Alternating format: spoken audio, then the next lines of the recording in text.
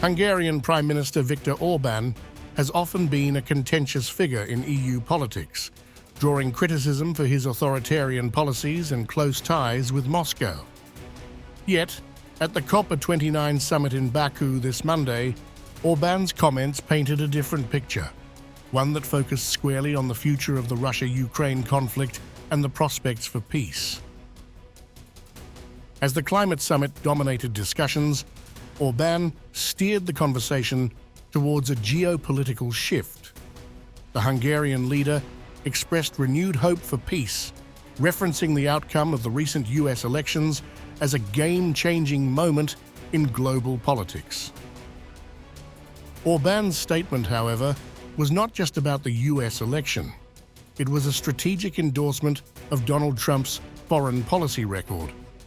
According to Orbán, Trump's leadership could be the key to resolving the war in Ukraine. At the climate summit, where the focus was expected to be on environmental policy, Orbán quickly pivoted to geopolitical matters, revealing his belief that peace was now closer than ever.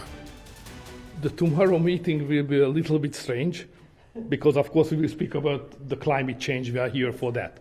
But you can be sure that on the corridors, everybody will speak about something else, mainly about what could be the consequences of the outcome of the United States election.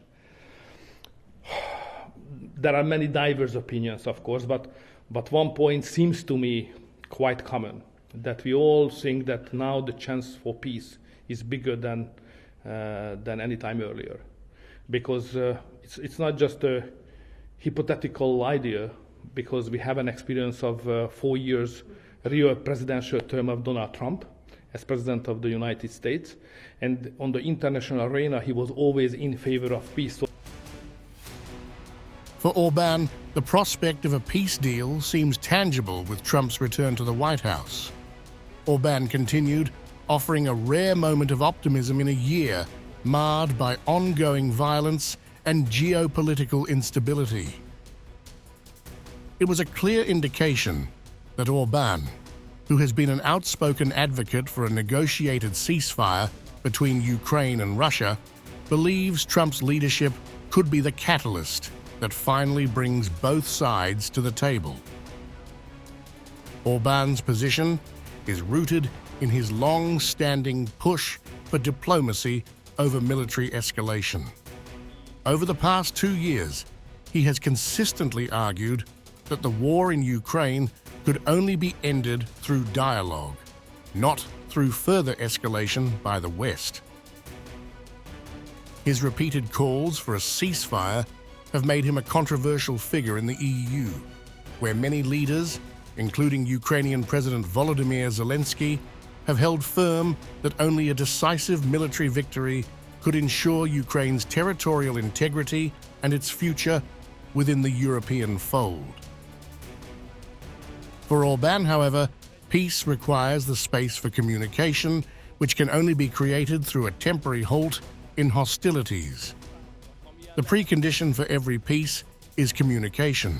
The condition of communication is a ceasefire, he stated bluntly in a recent speech, explaining that both sides of the conflict needed time to negotiate and find common ground. While Orbán's words may be seen as a glimmer of hope for those advocating for peace, they also reflect the ongoing divide within Europe. EU leaders, particularly those from Eastern Europe, have increasingly voiced concerns over the prolongation of the war, while many Western officials remain committed to supporting Ukraine until Russia's full withdrawal. For Zelensky and his supporters, Orbán's emphasis on ceasefires without preconditions is seen as dangerous appeasement of Russian aggression. After all, it is hard to forget Orbán's own record of maintaining close ties with Moscow. The Hungarian leader has been repeatedly accused of undermining EU unity by blocking sanctions on Russia and criticizing the bloc's financial and military support for Ukraine. Orbán's personal outreach to Zelensky over the past few years further highlights the tension between the two leaders. In a candid moment, Orbán recalled his attempts to convince Zelensky to consider a ceasefire, an initiative that was quickly rejected by the Ukrainian president. I just tried to explain to the president that, please, my friend, the time is not on your side. And I'm ready to help you to create somehow a ceasefire and then later on a bearable peace. I was rejected because the president said that, Viktor, this is not my point. My point is, as president of Ukraine, that the time is on our side. Orbán's influence within Europe should not be underestimated. Despite being politically isolated in certain EU circles, his voice holds weight, particularly when it comes to shaping the narrative surrounding the war in Ukraine.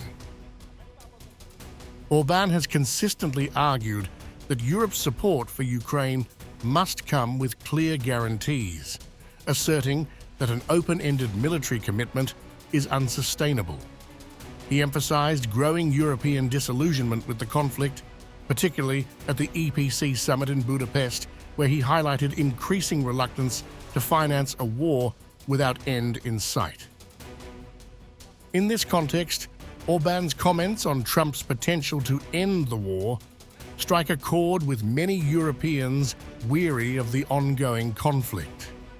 During a radio interview in Budapest, Orbán stated that had Donald Trump won the US election in 2020, the war in Ukraine would not have occurred. Everyone knows that if Donald Trump had won in 2020 in the United States, these 2 nightmarish years wouldn't have happened. There wouldn't have been a war. There would have been such a strong leader for America who would have concluded the necessary agreements in due time. That didn't happen. The situation on the front is obvious. There has been military defeat. The Americans are going to pull out of this war. They're not going to encourage the war and say that the war is a good thing. People say a lot of things about Trump, including people who don't like him. But there's one thing that no one questions, which is that he does not launch wars. Whether Trump can deliver on his promise to end the war in 24 hours remains to be seen. But for Orbán, the hope is that the geopolitical environment is ripe for a shift toward diplomacy and peace. For him, the US election represents not just a political event, but a turning point that could bring an end to one of Europe's most devastating conflicts.